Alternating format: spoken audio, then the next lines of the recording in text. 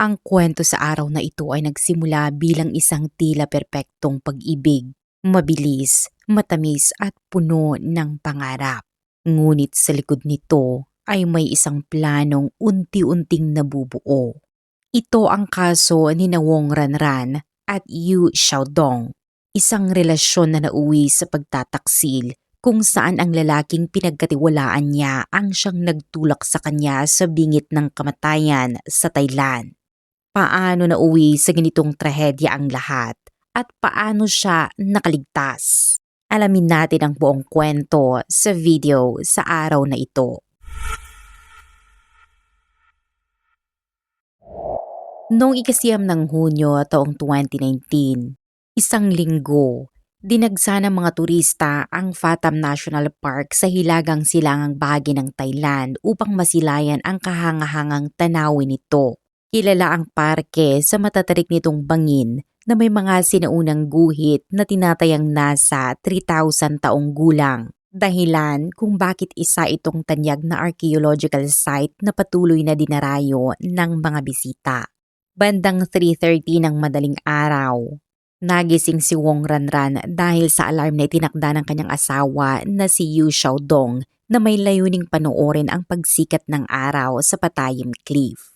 Bagamat dati na nilang napuntahan ang lugar na iyon, iginiit ni Xiaodong na bumalik sila at sinabing sa kanyang 33 taong pamumuhay ay hindi pa niya nasisilayan ang pagsikat ng araw. Ipinahayag pa niya ang kanyang matinding paghanga sa Patayim Cliff at ang hangaring matupad ito kasama ang kanilang pamilyang tatlo na tumutukoy sa pagbubuntis ni Ranran na noon ay 3 buwan ng nagdadalang tao. Dahil sa tila romantikong alok na iyon, agad namang pumayag si Ranran. Dumating sila sa Patayim Cliff bandang 5:30 ng umaga, kasabay ng mahigit 100 turista na sumunod din sa kanila. Gayunpaman, napansin ni Ranran na sa kabila ng sinasabing layunin ni Xiaodong na makita ang pagsikat ng araw, tila wala itong gaanong interes sa paligid at mukhang abala sa sariling iniisip. Sa kasamaang palad, hindi naging pabor ang panahon na matapos maghintay ng mahigit 20 minuto, hindi pa rin lumilitaw ang inaasahan nilang pagsikat ng araw. Mas maaga pa, habang papaalis sila ng sasakyan, napansin ni Ranran na naiwan niya ang kanyang telepono. Ngunit nang subukan niyang balikan ito, tumutol si Xiaodong at sinabing may agarang kailangang gawin kaya hindi na siya pinayagang bumalik. Kahit nakaramdam ng kaba, pinili ni Ranran na manatili sa tabi ng kanyang asawa habang unti-unting umaalis ang mga turistang nabigo sa kanilang paghihintay. Pagsapit ng 8:00 ng umaga, nang malinaw ng hindi nila masasaksihan ang pagsikat ng araw ay nagpasya na rin silang umalis. Sa puntong iyon ay biglang nagmungkay si Xiaodong na puntahan nila ang isang kalapit na bangin na may mga sinaunang guhit na 3,000 years old. Dahil sa magaspang at delikadong daan, nag-alangan si Ranran ngunit sa panghihikayat ng kanyang asawa ay napilitan siyang sumunod. Pagdating nila sa gilid ng bangin, napahinto siya nang makita ang wala kundi isang matarik at tuyong bangin. Binalaan niya si Xiaodong na mag-ingat at huwag masyadong lumapit sa gilid. Ngunit hindi ito pinansin ng lalaki at sa halip ay tumayo pa malapit sa bangin na matagal na nakatanaw sa malayo. Pagkaraan, lumapit si Xiaodong mula sa likuran ni Ranran. Niyakap ang kanyang tiyan at hinalikan siya sa kanang pisngi. Isang kilos na tila puno ng pagmamahal at ikinagulat ni Ranran kaya agad niyang sinabi na umuwi na sila. Ngunit sa isang iglap, isang malakas na tulak sa kanyang balikat ang nagpadulas sa kanya patungo sa gilid ng bangin. Hindi handa at nabigla sa bigla ang pag-atake kaya wala siyang nagawa upang pigilan ang sarili, lalo na't maliit ang kanyang pangangatawan. Sa loob ng ilang segundo, wala siyang ibang nagawa kundi ang maramdaman ang matinding takot habang siya ay nahuhulog sa taas na 112 feet. Sa gitna ng malakas na hangin at matinding sindak, wala ng puwang para sa ibang kaisipan. Sa sandaling iyon ay napagtanto ni Ranran na nais siyang patayin ni Xiaodong, ngunit bago pa niya lubos na maunawaan ang pagtataksil na iyon, bumagsak ang kanyang katawan sa ibaba at siya ay nawalan ng malay. Samantala, sa itaas ng bangin ay nanatili si Xiaodong sa gilid nito sa loob ng kalahating oras na tila tinitiyak na wala na siyang buhay. Sa ganitong sitwasyon, may pag-asa pa kaya na makaligtas si Ranran? At bakit gagawin ng isang lalaking tila mapagmahal ang ganitong karumal-dumal na krimen? Noong 1987 ay pinanganak si Wong Ranran sa isang karaniwang pamilyang manggagawa sa Nanjing. Pagkatapos niyang magtapos ng kolehiyo ay nagtrabaho siya sa isang travel agency at dahil sa mahusay na performance, nabigyan siya ng pagkakataong palawakin ang negosyo sa Thailand kung saan siya nakapag-ipon ng karanasan at koneksyon na kalaunan ay nagtulak sa kanya na umalis sa trabaho sa edad na 27 upang magsimula ng sariling negosyo sa Bangkok. Sa simula ay pumasok siya sa pagbebenta ng tuyong mani, ngunit nalugi siya ng mahigit 200,000 yuan at halos maubos ang kanyang ipon dahil sa kakulangan ng karanasan.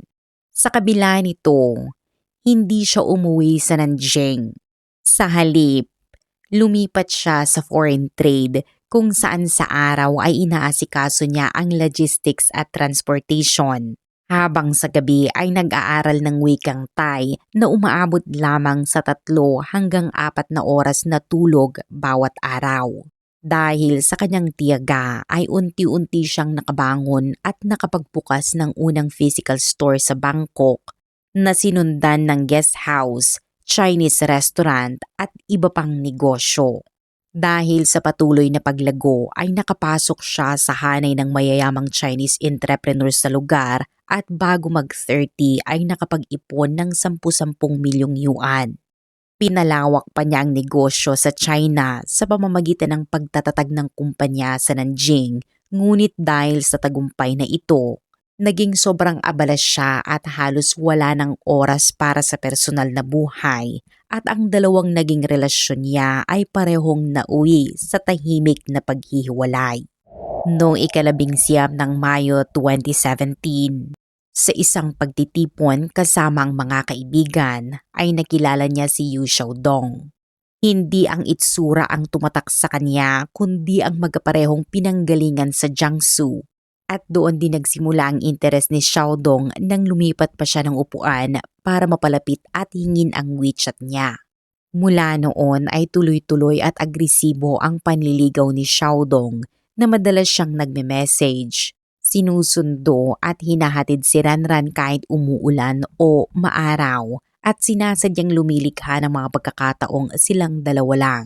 Inaral pa niya ang social media post ni Ranran sa loob ng 3 taon upang malaman ang kanyang mga hilig. At makalipas lamang ang 1 linggo ay nagpadala na siya ng isang mahabang love confession na nagpapakita ng seryosong intensyon. Para kay Ranran, tila maingat, magalang at walang masamang intensyon si Xiaodong, lalo pat pareho silang may karanasan sa business failure at pareho ring nasa Thailand para maghanap ng bagong oportunidad.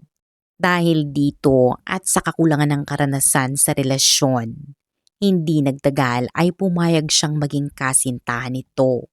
Ngunit habang nagsasama sila, inamin ni Xiaodong na dati siyang kasal sa arranged marriage at may nakaraang pagkakakulong ng 8 taon na ayon sa kanya ay dahil sa isang insidente kung saan nadamay lamang siya at binanggit pa niya ang kanyang Nanjing accent bilang detalye ng kanyang nakaraan, mga bagay na bagamat red flags ay ipinagwalang bahala ni Ranran.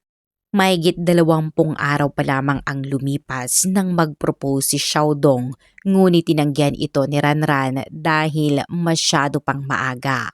Gayunpaman ay hindi siya tumigil at sa sumunod na buwan ay paulit-ulit siyang nag-propose. Iginiit na hindi mahalaga ang tagal ng relasyon kundi ang tamang tao at naniniwala siyang sila ay itinadhana para sa isa't isa. Sa huli, dahil sa matinding pangungulit at dahil na rin sa matagal niyang pamumuhay mag-isa sa ibang bansa, napapayag si Ranran at noong 15 ng Hulyo 2017, 2 buwan matapos silang magkakilala ay naganap ang kanilang mabilisang kasal. Isinagawa ang kasal habang nasa China sila upang bisitahin ang kanilang pamilya. Bagamat nag-aalala si Ranran na tutol ang kanyang mga magulang, nagdesisyon silang magparehistro ng kasal sa araw na iyon at binanggit pa ni Xiaodong na kung bukas ang Civil Affairs Office sa weekend, ituturing niya itong kapalaran.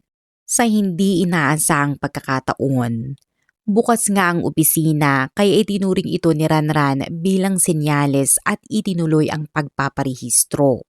Wala silang handaan at hindi rin ipinaalam sa pamilya ang kasal dahil ayon kay Xiaodong ay ikakahiya lamang nito ang kanyang kakulangan sa pera. Para kay Ranran, ang lahat ay isang romantikong kwento ng tadhana at pag-ibig, ngunit sa pananaw ni Xiaodong, ang lahat ay bahagi na pala ng isang planong matagal nang inihanda. Bago niya makilala si Ranran, alam na niya ang tungkol sa kanya bilang isang mayamang dalaga sa pamamagitan ng tagapamagitan at dahil alam niyang wala itong karanasan sa relasyon, sinadya niyang lapitan ito sa pamamagitan ng maingat na pagbuo ng imahe at sitwasyon. Sa huli, ang mga emosyon na inakala ni Ranran na totoo at taus-puso ay bahagi lamang pala ng isang kalkuladong plano na unti-unting humantong sa mas malagim na mga pangyayari. Sa mga unang buwan ng kanilang pagsasama ay tila maayos at masaya ang relasyon ni Wong Ranran at Yu Xiaodong. Madalas ipagyabang ni Xiaodong na isinantabi niya ang mga oportunidad sa karera para makasama si Ranran. Bagay na labis na nakaantig sa kanya at nagpatibay ng kanyang tiwala. Ngunit pagsapit ng 2 buwan ng kasal, nagsimula siyang manghiram ng pera. Sa una ay maliit lamang ang halaga at agad ding ibinabalik, ngunit kalaunan ay lumalaki ang hinihiram at tuluyan na itong hindi binabayaran. Habang tumatagal, napansin ni Ranran na may iba pa itong utang at dito niya unti-unting napagtanto na nalulung pala ang kanyang asawa sa pagsusugal. Sa simula, tinulungan pa niya itong bayaran ang malaking bahagi ng utang, ngunit kalaunan ay naging malinaw na walang katapusan ang problema. Ang lalaking dati maalaga ay nagbago na pera na lamang ang palaging paksa at umiikot sa pananalapi ang lahat ng kanilang usapan. Tumanggi rin si Xiaodong na magtrabaho at ginugol ang oras sa bahay sa paglalaro ng video games at kahit nung aksidenteng madulas si Ranran sa hagdan, wala itong ipinakitang pag-aalaga. Nang iminungkahi ni Ranran na pamahalaan nito ang kanyang Chinese restaurant, tinanggihan ito ni Xiaodong at sinabing masyadong mahirap. Gumamit pa siya ng argumento ng isang tunay na mapagmahal na asawa ay dapat sumusuporta ng walang kondisyon at kung hindi siya pinopondohan, ibig sabihin ay hindi siya mahal. Isang pahayag na labis na ikinagalit ni Ranran. Nang tumanggi na siyang magbigay ng pera, mas lalong lumala ang sitwasyon. Nagsimula si Xiaodong na mangutang gamit ang pangalan ni Ranran at sinamantala pa ang pagkawala upang direktang kumuha ng pera mula sa kumpanya na umabot sa mahigit 5 million yuan ang nakuha niya sa isang pagkakataon. Sa takot ay nagsumbong si Ranran sa pulisya, ngunit bago pa man ito marisolba ay nagastos na ni Xiaodong ang pera sa kasino. Pagkatapos nito, nagbanta si Ranran ng diborsyo, ngunit kalaunan ay napalambot muli sa pag-iyak at pagsusumamo ni Xiaodong. Kaya pinatawad niya ito at tinulungan pa sa pagbabayad ng karagdagang 3 million yuan na utang sa sugal. Sa gitna ng lahat ng ito, noong 1 ng Abril 2019, nalaman niyang siya ay buntis, isang balitang nagdala ng panibagong pag-asa. Sa simula ay tila walang pakialam si Xiaodong sa pagbubuntis, ngunit kalaunan ay nagbago ang kanyang kilos. Sumasama na siya sa prenatal check-up at minsan ay nagluluto pa sa bahay, dahilan upang maniwala si Ranran na nagbago na siya dahil sa magiging responsibilidad bilang ama. Ngunit noong 18 ng Abril, bumili si Xiaodong ng malaking accident insurance para kay Ranran kung saan siya ang benepisyaryo, na sa pananaw ng mga tagalabas ay malinaw na palatandaan ng mas malalim na plano. Hindi ito napansin ni Ranran. Pagsapit ng katapusan ng Mayo, bumalik sila mula Nanjing patungong Bangkok upang ihanda ang kanilang tahanan para sa sanggol, habang si Xiaodong ay madalas hindi mapakali sa gabi at isinisisi ito sa init ng panahon. Hindi nagtagal ay iminungkahi niya ang bakasyon at dinala si Ranran sa 3 national parks. Matapos nito, nais na sana ni Ranran na bumalik sa trabaho. Ngunit nakiusap si Xiaodong na pumunta pa sila sa Ubon Ratchathani at Chiang Mai dahil hindi na sila makapaglalakbay kapag ipinanganak na ang bata. Upang siya ay mahikayat, binanggit pa niya ang mga sinaunang guhit sa Patam National Park at tiniyak na siya na ang bahala sa lahat ng plano.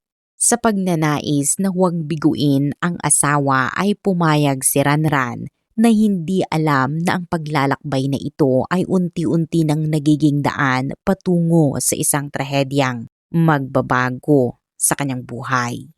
Noong 7 ng Hunyo 2019, dumating ang mag-asawa sa Ubon Ratchathani at agad nagtungo sa mga bangin ng parke, kung saan napansin ni Wong Ranran ang kakaibang kilos ng kanyang asawa, na ang lalaking dati takot sa matataas na lugar ay tila walang pag-aalinlangan at sa halip na humanga sa tanawin ay paikot-ikot na naglalakad na parang sinusuri ang taas at anyo ng bangin. Kinabukasan, 8 ng Hunyo, ang araw ng insidente. Nakatakda sana silang lumipad patungong Chiang Mai, ngunit biglang sinabi ni Xiaodong na bumalik na lamang sila sa Patam National Park at inaming hindi siya nag-book ng tiket. Sa halip na sundin ang plano, bumalik sila sa bangin upang hintayin umano ang pagsikat ng araw, isang desisyong magdadala sa kanila sa trahedya. Habang naglalakad sa gilid ng bangin, bigla na lamang itinulak si Ranran mula sa taas na 112 feet. Sa gitna ng pangyayari, isang himala ang naganap nang may isang punong mayabong na sumalo sa kanya humigit kumulang 33 feet mula sa lupa, kaya't nabawasan ang tindi ng kanyang pagbagsak. Halos mawala ng malay si Ranran at ang tanging naramdaman ay matinding sakit na tila nabasag ang kanyang buong katawan. Dahil sa grabing pinsala, hindi siya makagalaw at mahihinang ungol lamang ang kanyang nailalabas. Dahilan upang manatili si Xiaodong sa itaas ng bangin nang walang kaalam-alam na siya ay buhay pa. Isang bagay na posibleng nagligtas sa kanya mula sa panibagong pag-atake.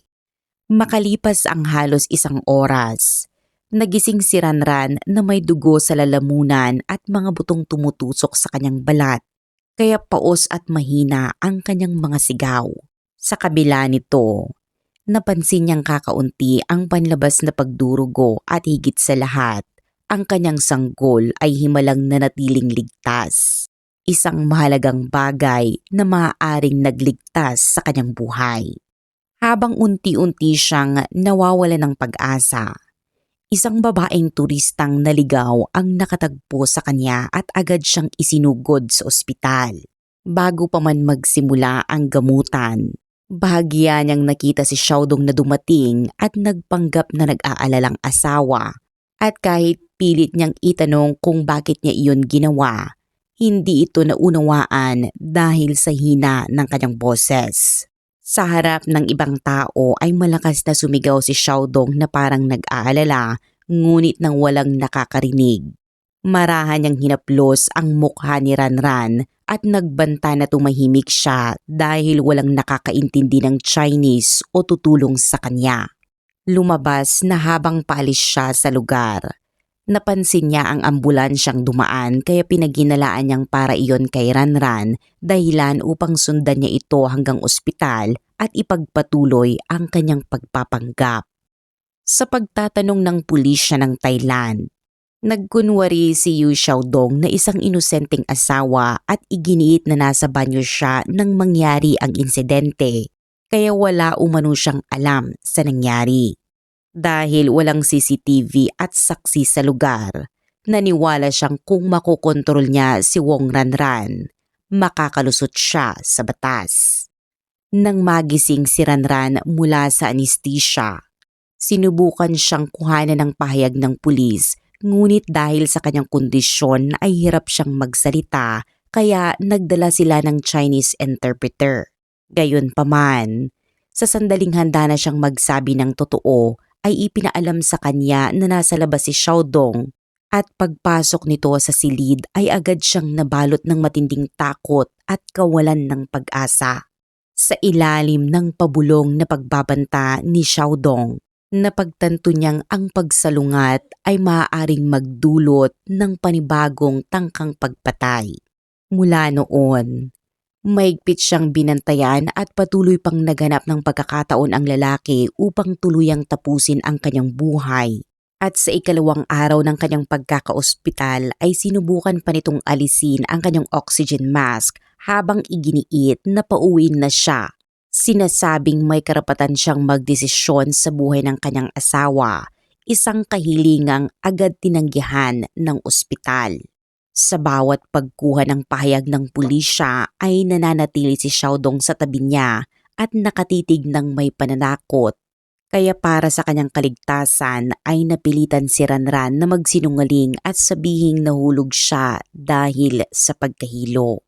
Dahil dito, naging kampante si Xiaodong at hindi na gaanong nag-ingat at pinayagan pa niyang bumisita ang isang kaibigan.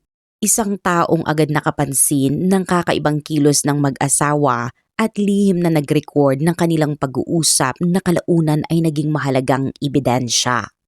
Noong 13 ng Hunyo, sa ikalimang araw ng kanyang pananatili sa ospital, pansamantalang umalis si Xiaodong upang bumili ng almusal at dahil sa kumpiyansa niyang hindi siya isusumbong, hindi niya inaasahan ang susunod na mangyayari.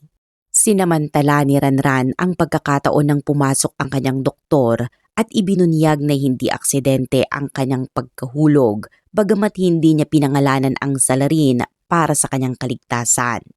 Agad na naunawaan ng doktor ang sitwasyon at agad siyang inilipat sa isang mas abalang ICU ward na may limitadong oras ng pagbisita. Kaya sa kauna-unahang pagkakataon ay nakalaya siya sa pagbabantay ni Xiaodong at nagkaroon ng pagkakataong magipag-ugnayan sa pulisya. Kinabukasan, nagpadala ang pulisya ng undercover na mga opisyal upang kunin ang kanyang pahayag habang wala ang lalaki. At nang makumpirma ang katotohanan ay agad silang kumuha ng warrant of arrest. Sa ikapitong araw, pagpasok pa lamang ni Xiaodong sa ospital ay agad siyang inaresto. Ayon kay Ranran, sa kanyang mukha ay makikita ang galit at hindi makapaniwala na tila ba iniisip nitong bakit siya buhay pa. Sa harap ng mga paratang, itinanggi niya ang lahat at sinabing bunga lamang ito ng paranoia dulot ng pagbubuntis ni Ranran. Sa kabila nito, malinaw ang kanyang intensyon, isang planong hindi lamang para sa kayamanan kundi para kitilin ang buhay ng kanyang asawa. Kahit nabunyag ang kanyang ginawa ay wala siyang ipinakitang pagsisisi at patuloy pa rin ang pananakot at maging ang kanyang ina ay nakialam pa na sa halip na magpakita ng malasakit ay sinisi pa si Ranran at kwinestyon kung bakit pa ito nagsumbong. Samantala, 8 araw sa ICU, 5 operasyon at napakaraming pinsala ang kinaharap ni Ranran sa kanyang paggaling. Matagal siyang naka-wheelchair at ang ilan sa kanyang pinakamalubhang sugat ay kinailangan ng halos 90 na tahe, habang ang kanyang katawan, lalo na ang mga binti, ay lubhang naapektuhan. Nabali ang kanyang balakang, Nadurog ang bahagi ng femur na hindi na maibabalik sa dati at tuluyang nasira ang kanyang kneecap. Nabali rin ang mga buto sa kanyang paa kung saan ang hinlalaki ay halos mapigtal at ang iba pang daliri ay napinsala rin. Habang ang mga buto sa kanyang kamay ay nagdulot ng halos pagkawala ng kanyang kakayahang humawak o mag-ikot ng mga bagay. Mga pinsalang umabot ng 3 taon bago siya muling makatayo ng mag-isa. Sa kabila ng kanyang katatagan, tuwing naaalala ni Wong Ranran ang nangyari ay hindi niya mapigilang maluha, lalo na kapag binabanggit ang sanggol na nagligtas sa kanyang buhay. Ngunit hindi kailanman nasilayan ang mundo. Ang batang iyon ang nagpanatili sa kanyang buhay, ngunit dahil sa matinding gamutan at paghina ng kanyang katawan, tumigil ang tibok ng puso nito sa 5 buwan ng pagbubuntis, isang trahedyang maituturing na hindi direktang bunga ng ginawa ng sariling ama. Noong Marso 2020, nagsimula ang paglilitis kay Yu Xiaodong sa Bangkok, kung saan mariin niyang itinanggi ang lahat at iginiit na wala siyang alam sa nangyari. Sinasabing sandali lamang siyang pumunta sa banyo at posibleng aksidenteng nahulog si Ranran. Gayunpaman, naging mahalagang ebidensya ang lihim na recording mula sa kanilang kaibigan. Dahil ang mga pagbabanta ni Xiaodong sa ospital ay sumasalungat sa kanyang mga pahayag sa korte at naglantad ng mga hindi pagkakatugma sa kanyang kwento. Sa huli, napatunayang nagkasala si Xiaodong sa tangkang pagpatay at hinatulan ng habang buhay na pagkakakulong, kasama ang pagbabayad ng humigit kumulang 1.19 million yen bilang danyos. Ngunit agad siyang nag-apela at bago ang pagdinig ay muling lumapit ang kanyang ina kay Ranran upang humingi ng awa, at nang tumanggi ito ay nagdulot pa siya ng eksena at nagbanta.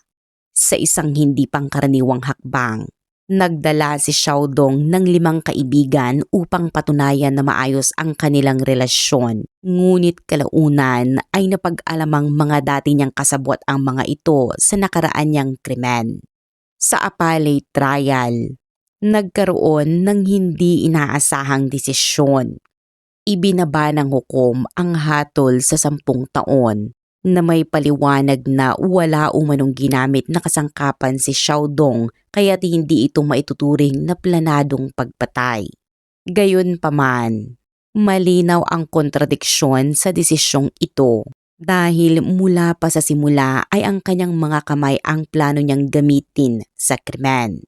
Dahil dito, tumanggi si Ranran na tanggapin ang hatol at ipinagpatuloy ang laban para sa hustisya kahit halos maubos na ang kanyang yaman at napilitan siyang kumita sa pamamagitan ng live streaming upang tustusan ang kaso.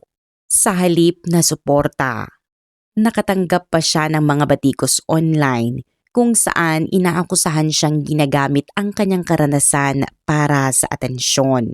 Sa kabila ng pisikal at emosyonal na sakit ay nanatili siyang matatag kahit hindi pa siya makapagdiborsyo dahil sa batas ng Thailand na kailangang matapos muna ang kasong kriminal bago maisampa ang civil divorce. Sa wakas, noong ika-3 ng Hunyo 2023, inilabas ang panibagong hatol kung saan muling napatunayang nagkasala si Xiaodong at hinatulan ng 33 years and 4 months na pagkakakulong. Bagamat hindi ito ganap na ikinasaya ng publiko, mas mabigat ito kumpara sa naunang desisyon at nagbigay daan upang tuluyan ng maipagpatuloy ni Ranran ang proseso ng divorce. Sa isang panayam, nang tanungin kung naniniwala pa siya sa pag-ibig, sinabi niya na nananatili itong totoo at maganda bagamat hindi niya ito natagpuan sa pagkakataong iyon. Gayunpaman, marami pa ring kritiko ang nagsabing naging bulag siya sa pag-ibig at hindi nakita ang planadong panlilinlang ni Xiaodong, isang lalaking maingat na bumuo ng imahe upang manipulahin ang kanyang damdamin. Samantala, ang kanyang tapang, talino at katatagan Mula sa kanyang kalagayan sa ospital hanggang sa paglaban sa korte ay madalas na hindi napapansin, habang ang mga puna tungkol sa kanyang personal na desisyon ay hindi isinasaalang-alang ang komplikadong batas at matinding pressure na kanyang pinagdaanan. Sa huli, ang kasong ito ay hindi lamang tungkol sa krimen, kundi tungkol sa panlilinlang, katatagan at paghahanap ng hustisya. Naway patuloy na gumaling si Wong Ranran at matagpuan ang kalayaan at kaligayahang tunay na nararapat sa kanya. Ano ang inyong pananaw sa kasong ito? Ibahagi ang inyong opinyon sa comment section sa ibaba at magkita-kita tayo sa susunod na kwento.